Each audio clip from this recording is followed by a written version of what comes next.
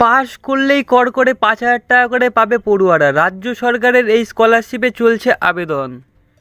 নজরদারি মমতা বন্দ্যোপাধ্যায়। 2021 সালে তৃণমূল কংগ্রেস ক্ষমতায় আসার পর থেকে একাধিক জনকল্যাণমূলক প্রকল্পের সূচনা করেছে রাজ্য সরকার।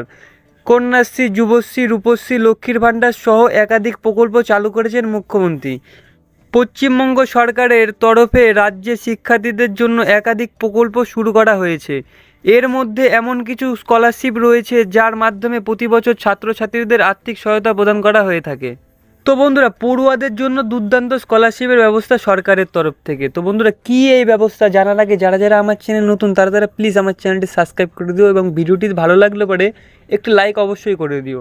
রাজ্য সরকার কর্তৃক চালু হওয়া এমন একটি বৃত্তি হলো ওয়েসিস স্কলারশিপ, যার মাধ্যমে পড়ুয়াদের আর্থিক সাহায্য দেওয়া হবে। জানিয়ে রাখি, ওয়েসিস স্কলারশিপ রাজ্য সরকারের শ্রেণী কল্যাণ এবং উন্নয়ন দপ্তরের তরফ থেকে এই স্কলারশিপ দেওয়া হয়। ইতিমধ্যে 2024 থেকে 2025 শিক্ষাবর্ষের জন্য আবেদন গ্রহণ করা শুরু হয়েছে। কারা কারা আবেদনের যোগ্য?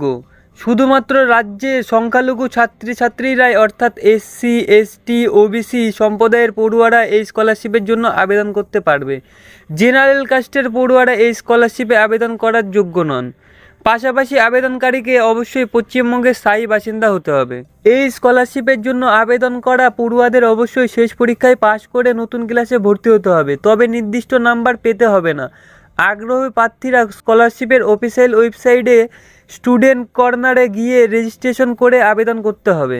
আবেদন করার জন্য নতুন শিক্ষাবর্ষের ভর্তির প্রমাণ, ফ্রি পেমেন্ট রসিদ, জাতিগত শংসাপত্র, মাধ্যমিক বা উচ্চ মাধ্যমিকের রেজাল্ট, শেষ পরীক্ষার রেজাল্ট, পারিবারিক আয়ের সার্টিফিকেট বা শংসাপত্র, চালু ব্যাংক অ্যাকাউন্টের আধার লিঙ্ক করা, কালার ফটো এবং ফোন নাম্বার অবশ্যই জরুরি।